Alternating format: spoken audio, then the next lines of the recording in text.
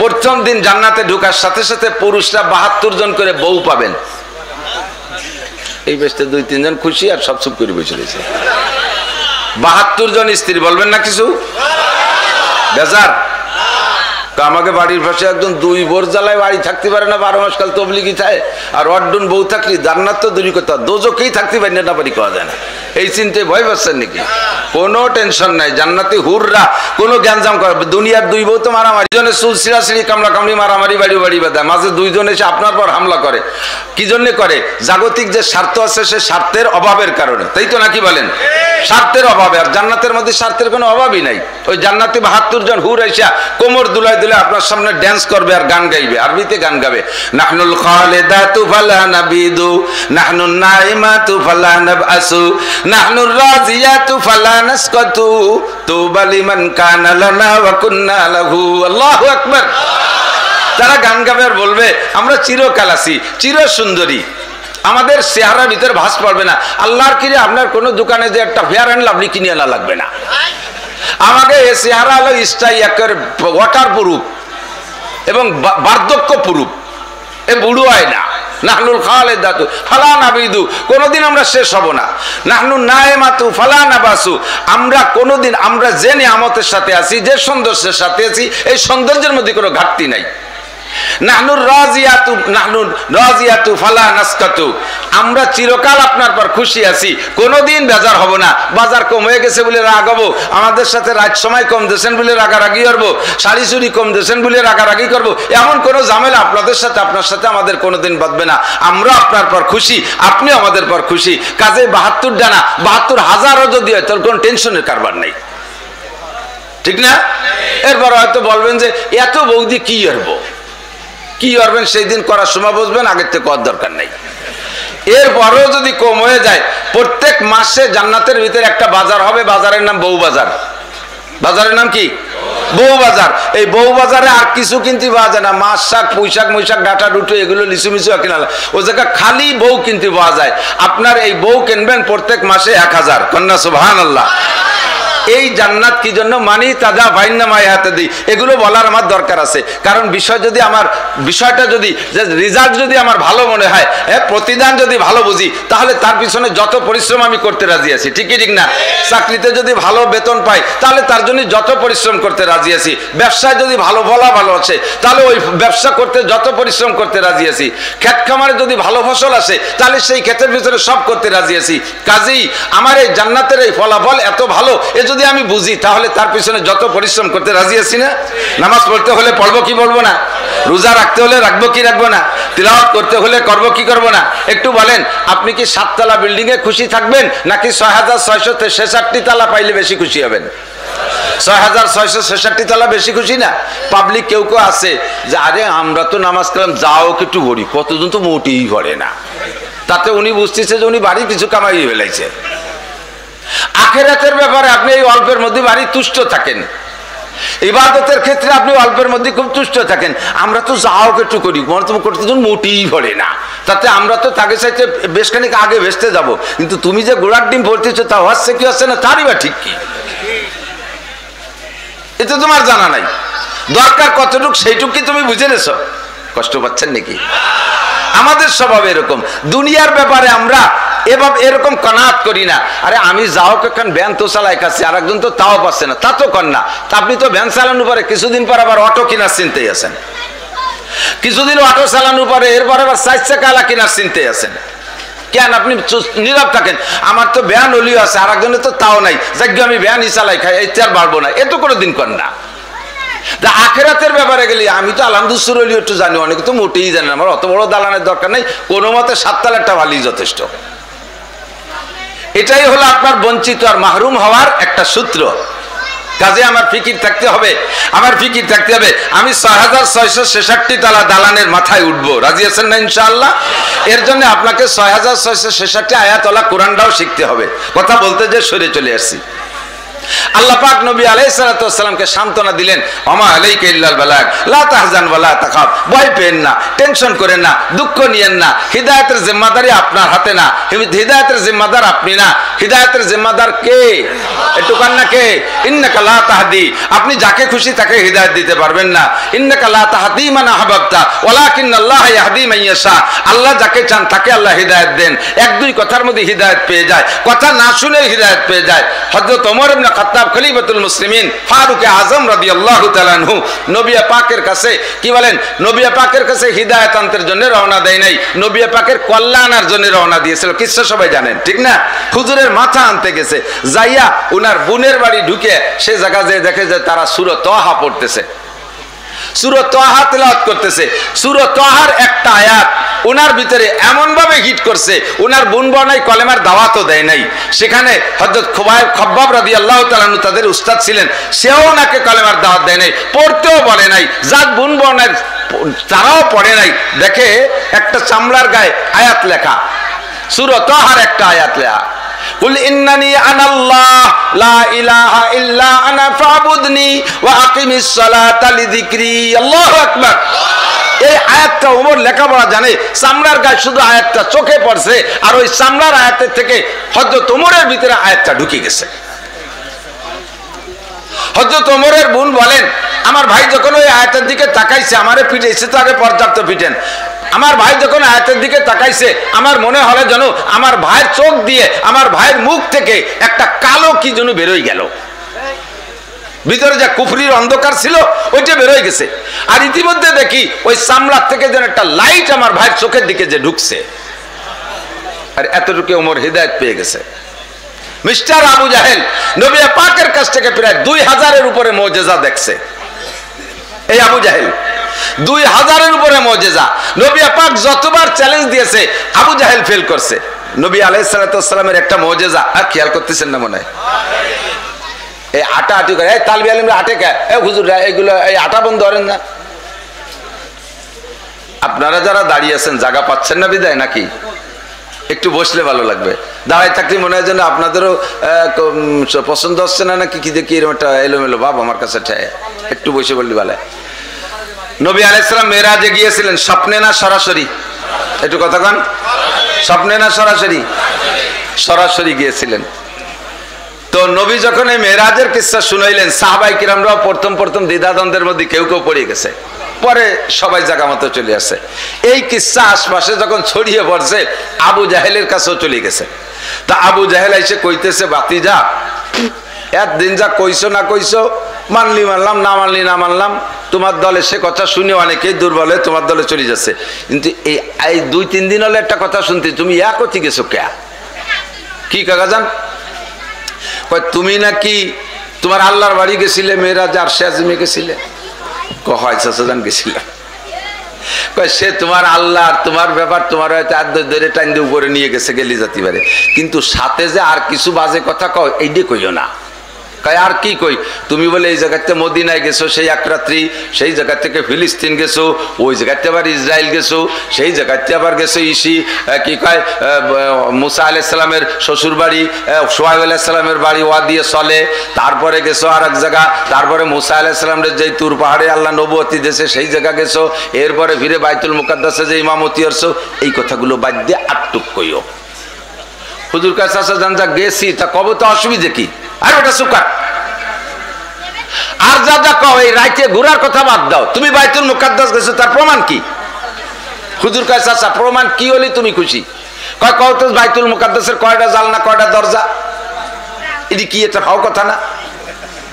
আপনারা যারা নিজ নিজ ঘর বানায় বসবাস করেন, কয়জন মানুষ বলতে পারবেন তাৎক্ষণিকভাবে একেবারে মুহূর্তের ভিতরে আপনার ঘরে কয়টা জানালা, দরজা খুলি কইতে পারেন? কয়টা জানালা আছে কয়জন কইতে পারবেন? আপনার 5তলা বিল্ডিং এ কয়টা জানালা আছে কইতে পারবেন? আমার বিল্ডিং আমি বানাইছি, আমি তো জানি না কয়টা বিল্ডিং, আমার মনেই নাই কয়টা জানালা আছে বিল্ডিং এ। আর হুজুর আলাইহিস সালাম এক রাত গেছে, আমার নবী কি বাইতুল মুকাদ্দাস জালনা গুনতে গেছে নাকি? আল্লাহ পাক ওই পর্যন্ত নেছে, সব নবী রাসূল আর ফেরেশতাকে আল্লাহ তাআলা ওখানে উপস্থিত করে দিয়ে সবার ইমাম বানানোর জন্য 2 রাকাত নামাজের ইমামতি করানোর জন্য নেছে। হুজুর তো তাই করে এটারে এরবার উপরে চলে গেছে। জালনা দরজা গুনতে কি সময় পাইছে নাকি? আর জালনা দরজা না কইতে পারলে বাইতুল মুকাদ্দাস বলে যা হয় নাই। হুজুর চিন্তায় পড়ে গেল, এই দাতালরে যদি জব না দেই তাহলে তো ওবার সারা দেশ ভরে অপপ্রচার দিয়ে বেড়াবে। জিম ধরে চুপ করে বসে রয়েছে, কিভাবে কবে সে বাইতুল মুকাদ্দাসের জালনা তো আমি গুনিয়েছি নেই। এর মধ্যে জিব্রাইলকে আল্লাহ পাঠাইছে, তাড়াতাড়ি আমার দোস্তরে সহযোগিতা করো। জিব্রাইল এসে কয়, হুজুর কি চিন্তা করেন? কয় যে দেওয়া নাই। আবু জাহেল জিজ্ঞেস করছে বাইতুল মুকাদ্দাসের কয়টা জালনা, কয়টা দরজা? আবু জিব্রাইল, তুমি তো তোমার একটা গুল্লি দিয়ে গুনাই ফেললেও পারতিয়া, তা গুনাইলে না। কয় যে ওই টেনশন করা লাগবে না, আপনি দেখে দেখে বলে দেবেন। পারবেন না? কয় দেখবো, ফিরে আবার যাবো কবে? যে সেনতে দেখে এসে কব। কয় যা লাগবে না, এই জায়গায় বসে দেখবেন আপনার সামনে বাইতুল মুকাদ্দাসকে তুলিয়েই না ধরা হবে। একটু চক্ষু বন্ধ করে অন্তর চক্ষু নিক্ষেপ করেন। চর্ম চক্ষু দিয়ে যত দূর দেখা যায়, যত তাড়াতাড়ি দেখা যায়, অন্তর চক্ষু দিয়ে তার চেয়ে বেশি দূরে দেখা যায়। ঠিক ঠিক না? আর জিব্রাইল বাইতুল মুকাদ্দাসটা হুজুরের সামনে এনে ধরছে আর ঘুরে ঘুরে ঘুরে ঘুরে সব পাশ দেখাচ্ছে। হুজুর মুস্কি মুস্কি হাসে আর আবু জাহেল, কাকা যান একটা খাতা কলম না, আমি গুনিয়ে গুনিয়ে কই তুমি লিখে রাও। পরে আবার কি কি কি জব দাও তার ঠিক কি, তোমার তো বিশ্বাস নেই। আল্লাহ ডোনাল্ড ট্রাম্পের চাইতেও তো খারাপ, নেতানিয়াহুর চাইতে বেকায়দা। সকালে কয়েকটা বিকেলে কয়েক রাখতে, ওই দুইজন ঠিক না? আরে আবু জাহেল তার চাইতে বড় নেতা, বড় লিডার। তো এবার আবু জাহেল খাতা ধরছে, হুজুর এক এক করে সব বলে দিলেন। সব বলার পরে বলছে, চাচা তুমি একটা কথা জিজ্ঞাসা করো না, ওটা আমি বলে দিলাম। আমি যেদিন বাইতুল মুকাদ্দাসে গিয়েছিলাম, যে রাত্রে জিবরিল আমারে বুরাকে করে নিয়ে গেল, ওই বুরাকটা বান্ধার জন্য একটা খুঁটির দরকার ছিল। তো বাইতুল মুকাদ্দাসের সামনে দেখবা গেটের সামনে একটু একটা উঁচু খুঁটি পাথর আছে, ওর গলায় একটা ছিদ্র আছে। ওই জায়গা জিব্রাইল আঙ্গুল দিয়ে খুসা মারছে, পাথরটার গলা ফুটো হয়ে গেছে, ছিদ্র হয়ে গেছে। ওর ভিতরে রশি বাঁধিয়ে ওই জায়গা বুরাকটা বাঁধিয়ে চুয়ে আমার জিব্রাইল মসজিদের মধ্যে নিয়ে গেছিল। ওই পাথরটা একটু দিয়ে আসছি, কই দি কাকা আছে নাকি? সব লিখে দিছে। 10 জনের একটা টিম পাঠাইছে, যাও দেখে আসো। আইসে আমাকে বলবা, যাবা 1 মাস, আসবা 1 মাস, আর এটাকে ভালো করে পর্যবেক্ষণ করবা 10 দিন। 2 মাস 10 দিন পরে আগে আসবা আমার কাছে, এরপরে যা করার তা আমি করবো। এছাড়া রানীবামে কোথাও যাবা না। এই 10 জন গেছে 1 মাস, আসছে 1 মাস, ওখানে থাকছে 10 মাস, পাই টু পাই মিলিয়ে নিয়ে আসছে। আসার পরে আরো 15-20 দিন চলে যায়, আবু জাহেলের সাথে সাক্ষাৎ নাই। এরা আবু জাহেলের কাছে যায় না। এখন আবু জাহেল চিন্তায় পড়ে গেল, তারা কি আসলো না? ভতে কাটে মুড়ি টুরি গেল, ভতে তো কত কিছু জুইজাবেলা আছে। পরে লোক পাঠাইয়া খবর নিয়ে দেখে সেই 10 জন মুহাম্মদুর রাসূলুল্লাহ সাল্লাল্লাহু আলাইহি সাল্লামের সামনে বসে রয়েছে। সে 10 জন সাহাবা হয়ে গেছে। কন্যা সুবহানাল্লাহ, গেছে কাফের, আইসা সাহাবা হয়ে গেছে। খবর দিয়ে নিয়ে কয়, কি ব্যাপার, তোদের না কথা ছিল আগে আমার সাথে দেখা করবি? কয় তোর সাথে আজ তো দায় ঠেই আছি, জীবনেও আসতাম না শয়তান। মুহাম্মদুর রাসূলুল্লাহ যা খাতায় লিখে দিয়েছে সম্পূর্ণ পাই টু পাই মিলে গেছে। কোন জালনায় কয়টা রড, কোন পাল্লায় কয়টা কাঠ, কোন দরজায় কয়টা কাঠ দেওয়া, সব কিছু হিসেবে মিলে গেছে। কাজেই যে এমন কথা বলতে পারে তার কথার মধ্যে কোনো সন্দেহ নাই। সে যে বলেছে আনা মুহাম্মদুর রাসূলুল্লাহ, আমি আল্লাহর রাসূল, আল্লাহর কথা বলেছে লা ইলাহা ইল্লাল্লাহ, এই কথা কলেমাকে স্বীকার না করা পর্যন্ত আমাদের দিল ঠান্ডা হয় নাই। এই জন্য বাইতুল মুকাদ্দাসে বসেই আমরা কলেমা পড়ে ফেলেছি। আর যার কলেমা পড়ছি তার কাছে যাবো নাকি তোর মতো শয়তানের কাছে যাবো? এই জন্য চলে গেছে ওই জায়গা। কন্যা সুবহানাল্লাহ। ঠেকাতি যে ছড়াই ফেলাইছে, ঠেকাতি যাইয়া ছড়াই ফেলাইছে। এই কজন তো এত তাড়াতাড়ি মুসলমান হতো না, ওই আবু জাহেলি ঠাইচি দিলে মুসলমান বানাইছে। কন্যা সুবহানাল্লাহ। কাজ যদি হক হয় তাহলে বাতিলের দ্বারাও প্রসার পায়। কতক্ষণ? কাজ যদি হক হয় বাতিলের দ্বারাও প্রসার পায়। কাজ যদি হক হয় ঠেকাতে গেলে ছড়াই যায়। ঠিক ঠিক না? আল্লাহু আকবার। নবী আলাইহিস সালামকে আল্লাহ সান্ত্বনা দিয়ে বলেন, এই পুরো কোরআন শরীফ চ্যালেঞ্জ ছেড়ে দিয়ে থাকলো তোমার জন্য। জালিকাল কিতাবু লা রাইবা ফি, কোনদিন কেউ এর এগেইনস্টে করে কিতাব বানাইতে পারবে না। আর কেউ না বানাইতে পারার পরেও যদি তোমার হিদায়াত গ্রহণ না করে, লা তাহজান ওয়া লা তাখাফ, ভয় পেও না, টেনশন করো না। নবী পাক এভাবে চ্যালেঞ্জ দিয়ে আজীবন জিতে আছে, এখনো পর্যন্ত জিতে আছি আমরা কোরআন নিয়ে। কথা কোন ঠিক ঠিক না? সব কিতাবের ভিতরে পরিবর্তন হয়ে গেছে। তাওরাতের ভিতরে পরিবর্তন, ইনজিলের মধ্যে পরিবর্তন, জবুরের তোর কোনো অস্তিত্বই নাই, আগের কোনো আসমানি কিতাবের কোনো খবর নাই। আর এই দুইখান এখনো মানব সমাজের ভিতরে আছে। খ্রিস্টানরা ইনজিল নিয়ে নাড়াচাড়া করে, আর ইহুদিরা ওই নেতানিয়াহু গোষ্ঠী ওরা তাওরাত নিয়ে নাড়াচাড়া করে। এরা নবী মানে মুসা আলাইহিস সালাম রে, আর ওরা নবী মানে ঈসা আলাইহিস সালামকে। বলে যে ওই দুইজন বড় নবী, ওদের কার্যক্রম কিয়ামত পর্যন্ত চলতে থাকবে। কিন্তু আমার নবী আসার পরে তাদের কার্যক্রম আজ থাকবে না চলে যাবে? আছে না নেই? তাদের কার্যক্রম কি থাকবে? সেগুলো রহিত হয়ে গেছে, বাতিল হয়ে গেছে। এখন চলবে একমাত্র কোরআনের সংবিধান, ঠিক কি ঠিক না? কোরআনের সংবিধান চলবে। আল্লাহু আকবার। তো নবী আলাইহিস সালামের চ্যালেঞ্জ নিয়ে আমরা চলতে আসি। কথা সেই জায়গায় চলে যান, আল্লাহ পাক এরকম চ্যালেঞ্জ ছুড়েছেন। তো ও জায়গা চ্যালেঞ্জ ছাড়ছে কি কইয়া, যে তোমরা সকলে মিলে সম্মিলিতভাবে চেষ্টা চালাইলেন, নিয়ামত গুণে শেষ করতে পারবা না, এই কথা রয়ে গেছে। তো মুফতি তকি উসমানী বলেন, আমি মনে মনে একটু করলাম যে চ্যালেঞ্জটা গ্রহণ করি। খেয়াল করেন, খুব মজা। চ্যালেঞ্জটা গ্রহণ করি কিভাবে? সারা দুনিয়ায় যা আছে সব গুনতি আমরা 800 কোটি মানুষ। গণবো কয়জনে? 800 কোটি মানুষ। এই 800 কোটি মানুষের ভিতরে ভাগ করে দেয় গোনার পদ্ধতি। জাতিসংঘের মহাসচিব ভাগ করে দিল 7টা মহাদেশের প্রধান, যে 7 মহাদেশের প্রধানের দায়িত্ব দিল, তোমার মহাদেশে যা যা আছে গুনিয়ে দাও, নালি তোমাকে এই জাতিসংঘের সদস্য রাখবো না। এবার মহাদেশ প্রধান একা একা তো গুনিয়ে পারবে না, মহাদেশের মধ্যে যত দেশ আছে সব দেশের প্রেসিডেন্ট আর প্রধানমন্ত্রীর দায়িত্ব দিল, মিয়া তোমার দেশের গুলো গুনিয়ে দাও, তা নাহলে কিন্তু মহাদেশের থেকে খারেজ করে দেবো। এবার সেই দেশের প্রেসিডেন্ট প্রধানমন্ত্রী একা একা তো গুনিয়ে পারবে না, সে তার দেশের ভিতরে যে কটা বিভাগ আছে, ধরে নেন বাংলাদেশ, আমাকে ডক্টর ইউনূস সাহেবের দায়িত্ব দিয়েছে, বাংলাদেশে 64টা জেলা আছে, 64 জন ডিস্ট্রিক্ট জজ কি বলা হয় ডিসি সাহেবের দায়িত্ব দিয়েছে, আপনার ডিস্ট্রিক্টে যে কটা আছে গুনিয়ে দেন। ডিসি সাহেব এবার 5টা থানা আছে, থানার টিওনকে বললো তোমার থানায় যে কটা আছে গুনিয়ে দাও। টিওনা এবার ইউনিয়নের চেয়ারম্যানকে ডাকছে, তোমার ইউনিয়নে যে কটা আছে গুনিয়ে দাও। চেয়ারম্যান সে ভাবি একা একা গণবে কে রে, সে ভাগ করে দিয়েছে 9 জন মেম্বার পুরুষ মেম্বার আর 3 জন মহিলা মেম্বার, এই 12 জনে মিলে পুরো গুনিয়ে দিবি। মেম্বাররা এবার ভোটারকে বাড়ি বাড়ি যে কলো তোমাকে বাড়ি আউলাখের গোয়েলঘর থেকে নিয়ে রান্নাঘর বাথরুম টাথরুম যেখানে যাচ্ছে সব গুনিয়ে দাও। এইভাবে যদি সাই গোষ্ঠী গুণা শুরু হয়ে দিই, কয়দিন লাগে সারা পৃথিবীর সপ্তাহ গুনতি, আর আল্লাহ করে যে গুনিয়ে সারতে পারবো না। এই চ্যালেঞ্জ এভাবে মনে মনে নিয়ে উনি বললেন, আমি 3 বার সাবমেরিনে করে সমুদ্র তলদেশ ভ্রমণে গেছি বিজ্ঞানীদের সাথে। এই চ্যালেঞ্জ উপরের থেকে নিয়ে পানির তলে যাওয়ার পরে আমি চ্যালেঞ্জ ফেরত দিছি, সম্ভব না। পানির নিচে গিয়ে দেখে আসছি পৃথিবীর স্থলভাগে যত সৃষ্টি আছে আল্লাহর, এর চাইতে হাজার হাজার হাজার হাজার লক্ষ কোটি গুণ সৃষ্টি আল্লাহ পানির নিচে তৈরি করে রাখছে। উপরের গুলো সবাই মিলে ডিসিএসপিরা গুনিয়ে মুনিয়ে দিলে পানির তলে গুনতি যাব না, কয় ডুবরি যাবা সে জায়গা। দেশে কয়টা ডুবরি আছে পানির তলে তো গুনবা। কাজে আমার আল্লাহ যা কইছে তাই সত্যি, কথা কোন ঠিক ঠিক না। আল্লাহু আকবার। তো ইন তাউদ্দু নি'মাতাল্লাহি লা তুহসুহা, সব এত নিয়ামত যিনি দিয়েছেন, প্রশংসা শুকর কে পাবে? আল্লাহ পাক পাবেন। আল্লাহ শুকরের প্রত্যাশী মানে শুকর না করলে তার পথ কমে যাচ্ছে তা না, আল্লাহ পাক শুকর এবং প্রশংসায় বড় খুশি হয়, যার কারণে নিজেই প্রশংসার ভাষা শিখিয়ে দিয়েছে। আমরা কি দিয়ে কি কই না কই দিশে পাই না ভাই, এই জন্য আল্লাহ তাআলা সংক্ষেপে একটা ভাষা শিখিয়ে দিয়েছে, তার নাম হলো আলহামদুলিল্লাহ। বলেন না আলহামদুলিল্লাহ।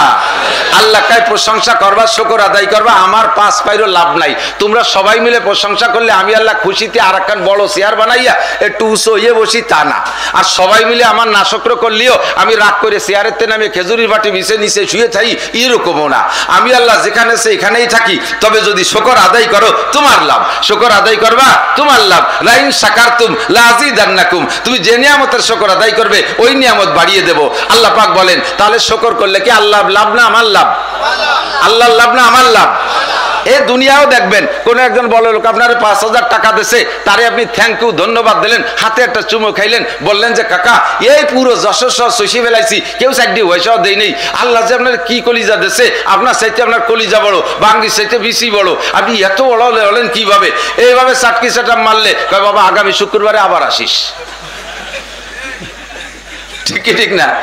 পক্ষান্তরে 5,000 টাকা দেওয়ার পরে এই মানসি দেয় নাকি? তারপরে মোটা মোটা 3-4 মাইরি দিয়ে কবে না যা তোর কোন বাপ আছে তার কাছে কাই লেগে কবে না? তাহলে দুনিয়া মানুষের প্রশংসা করলে সে জায়গা থেকে আর ভালো পাওয়া যায়। আল্লাহ কামুল হাকিমিনও তাই বলে, লাইন শাকারতুম লাযিদান্নাকুম, আমার যে নিয়ামতের শুকর আদায় করবা ওই নিয়ামত বাড়িয়ে দেব। আপনারা শারীরিকভাবে কেমন আছেন? না হুজুর গ্যাস্ট্রিক, ডায়াবেটিস 28, হার্ট স্ট্রোক করছিলাম, এর শুনতে চাইনি তো। আপনি এই জায়গায় বসেই বলবেন যে যে রোগেই রুগী আছেন না কেন, আপনি ওই রোগ নিয়ে এখানে আসতে পারছেন, আপনার ওই নামের রুগী এখনো ঘরের থেকে বেরোতে পারে না, হাসপাতালে আইসিইউতে আছে, জীবনের শেষ নিঃশ্বাসের অপেক্ষায় আছে, ওই ডায়াবেটিসে, ওই গ্যাস্ট্রিকে, ওই আলসারে, ওই ক্যান্সারে। তো সেই ক্যান্সার, সেই আলসার, সেই ডায়াবেটিস আপনার থাকা সত্ত্বেও আপনি মাঠ পর্যন্ত আসতে পারছেন, কাজেই ওই লোকের তুলনায় আপনি মন্দ না ভালো? অতএব আপনাকে শুকর আদায় করতে হবে আলহামদুলিল্লাহ। কখনো বলবেন না ভালো নাই, আল্লাহ তো পাইছে আমারে। আছে না? আমার এক মামা ছিল, কয় মিয়া মোটা বকানি দুটিয়ে দিয়ে কয় আল্লাহরও দোষ আছে। এই 3 চিল্লাইতে আইসে পারলাম না, মার কাছে থাকতে থাকতে খবর শুনলাম যে আমার বড় গরুটা মরে গেছে, আমার বড় গরুটা মারা গেছে। তো তবলিগি গেলাম কি জন্য, আমার গরু মরল কে? আইসে শুনি যে আমার সে কলই খেতে থেকে কলই সরে নিয়ে গেছে, এ ক্ষতি সে ক্ষতি। তা এ করি আমার লাভ কি? আল্লাহ পাক রব্বুল আলামিন মাল যেমন তার তাহকিক আর যাচাইও সেরকম করে। সব মালের তাহকিক, সব মালের বিশ্লেষণ একরকম হয় না। কথা কোন ঠিক না? তাহকিক বিশ্লেষণ বোঝেন তো? বাঙ্গাড়ি বিক্রি হয় না আপনাদের এলাকায়? বাঙ্গাড়ি বাঙ্গাড়ি বাঙ্গাড়ি আছে না? আপনাকে এদিক না হলেও আমাকে গোপালগঞ্জেতে কুটালি পাড়ালারা, আমরা গোপালগঞ্জেরাই বাঙ্গাড়ি বুঙ্গাড়ি গুছাই গেছাই এনে দেয়, এই জায়গা থেকে বিভিন্ন দিক চলে যায়। তো এই বাঙ্গাড়ি কিনা বেচা হয়, বাঙ্গাড়ি কিনা বেচা হয় না, স্বর্ণ কিনা বেচা হয়, হয়তো স্বর্ণ কিনা বেচা হয় না? আপনি এত বড় 2 খান কানের দুল নিয়ে গেছেন স্বর্ণকারের কাছে, বাবা এই 2 মাইপে দেওয়া দিয়ে কট্টুকায়, ও কি ওই কাঁচা অবস্থায় মাপ দিয়েই দাম ধরায় কিনে নেবে? ও কাকা বসেন দেই, এর মধ্যে কি দেখি আছে? 1 পুড়া 2 পুড়া 3 পুড়া, পোড়ায় পানি হয়ে যায়, জমায় বাড়ি হয়ে গলায়, এইভাবে পোড়াতে পোড়াতে 7-8 পোড়া দেওয়ার পরে এত বড় কানের দুল 2 বুতামের মতো হয়ে গেছে। এখন ওই সে স্বর্ণওয়ালা কয় বাবা তোর পায়ে ধরে আর পোড়াইস না, ফিরে পোড়া দিলে থাকবে না। কয় যে কাকা আর 1টা পুড়া দেবো, কারণ এর ভরি আলো 2.5 লাখ টাকা, ওর মধ্যে 1 চুল পরিমাণ 1 জাররা পরিমাণ খাইত থাকতে আমি কিনবো না, ঠিক না? পুড়াতি বাড়িতে পুড়ায় বাড়ি, ওই পুড়াই বাড়ি হচ্ছে সোনার জানবারও ফেলাই দিচ্ছে, এত বড় কানের দুল বুতাম বানায় ফেলাই দিচ্ছে। ভরি আলো 2.5 লাখ, ভরি কত? 2.5 লাখ টাকা, ঠিক না? আর এই যে বাঙ্গাড়ি কেনেন, বাঙ্গা লোহা পুরন সাইকেল বাঙ্গা রিক্সা কত, তা এ কি ওইরকম ভাবে পুড়াই পিটাই একের বাসাই কোটাই করে শেষে কেজি ধরে মাপে? ও যেভাবে আছে ওইভাবে মাপিয়ে দেয়, 2 মনের সাথে 5-7 মাটিও চলে যায়, 16 টাকা কেজি, ঠিক না? তো যে জিনিস যেমন সে জিনিসকে আল্লাহ তাআলা, সে জিনিসকে আমরাও যাচাই বাছাই সেরকম করি। কাফের মুশরিক বেঈমান হিন্দু বৌদ্ধ খ্রিস্টান ও বাঙ্গাড়ি 16 টাকা কেজি, ওর সাথে 5 মণ মাটি চলে এগুলি কিছু আসে যায় না।